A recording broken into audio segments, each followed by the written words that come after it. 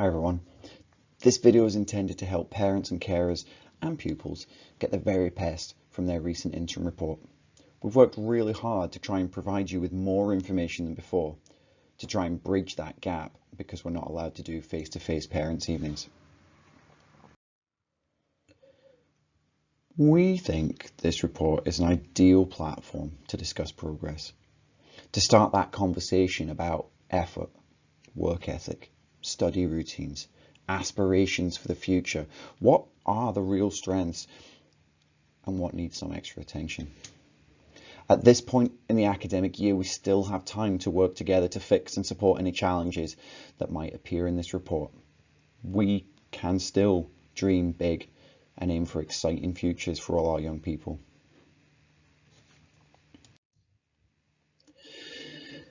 The report should be fairly familiar to those in S5 and 6, but it does have a few additions, but this is obviously new to S4 pupils. So we get front page, we get an introductory letter from Mrs. Daniel. We then get some detail of the words that we're using and what they might mean.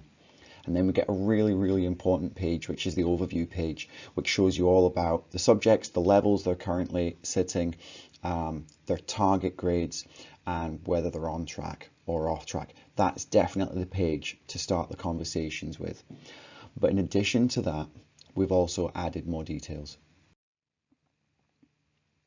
So the top statement on these pages, and there's one for every subject, the top bit is basically putting the target and the tracking status into sentences so you can understand what those numbers mean to us and to the young people. And then below that, we have given subject-specific next steps that will support progress for each young person. These are the details that you need to chat through and trying to come up with action plans based on those bits of advice as we move forward.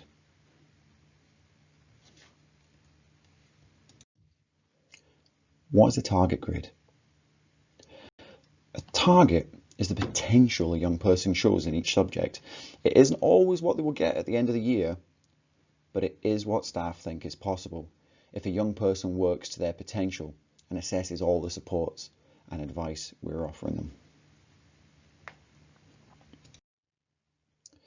The grades and bands can be a bit confusing, so it's worth getting our head around the table because it explains how kind of the SQA give the grades out.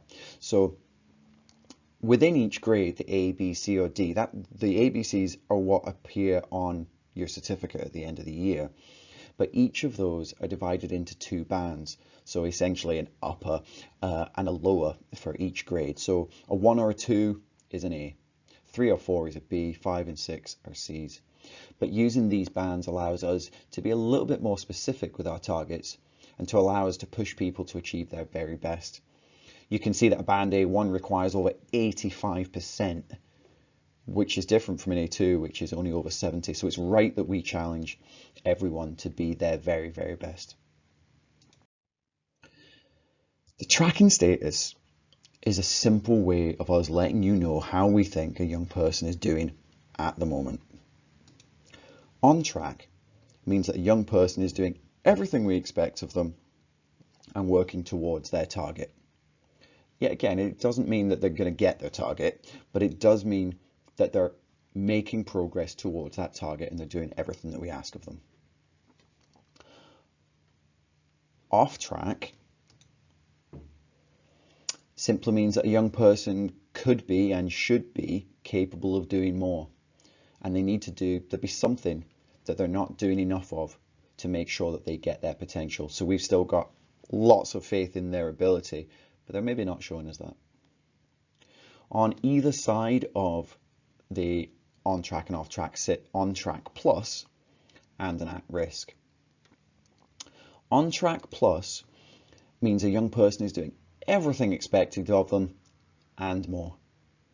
In fact, we might even change their target up later on in the year.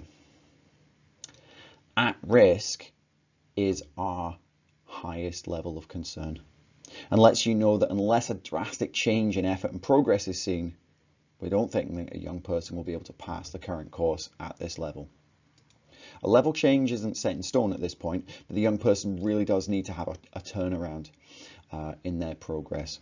And lots of people do go on to be really successful in courses where the early warning sign is set at risk.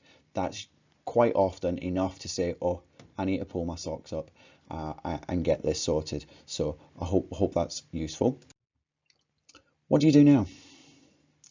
Well, you need to sit down and chat through these pages. Start looking at the priorities, the at-risk and off-tracks first.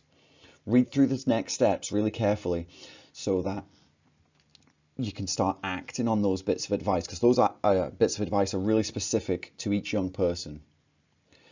Then you need to work on a study plan. How do you fit those priorities into each week and the months as we lead up towards our exams? Remembering that all our ongoing work could be used as evidence as we go forward. Would like you to aim for 10 hours of study if you're doing hires or 5 or more national 5s. And 10 hours sounds absolutely really hard to do, but when you look at it, it's really not. If you go to raising attainment sessions after school each day, that's 5 hours done straight away. And then you just need 1 other hour each night. That still leaves the weekend free. There's loads of time. One other thing that I would really recommend, more than ever before, there are so many resources available online for our young people. I would get your young person to log on to our school system. Most of the seniors are using Microsoft Teams. And in there is a digital classroom essentially, and there's files, resources, updates, feedback. It's where we submit all our homework and so on. I'd get them to give you a guided tour through that because there's so much work available there. And finally, don't forget to get in touch with us if you're struggling and we can help in any way. Pick up the phone and we'll work together to make sure that everyone can get their very best. Hope that's useful. Thanks very much.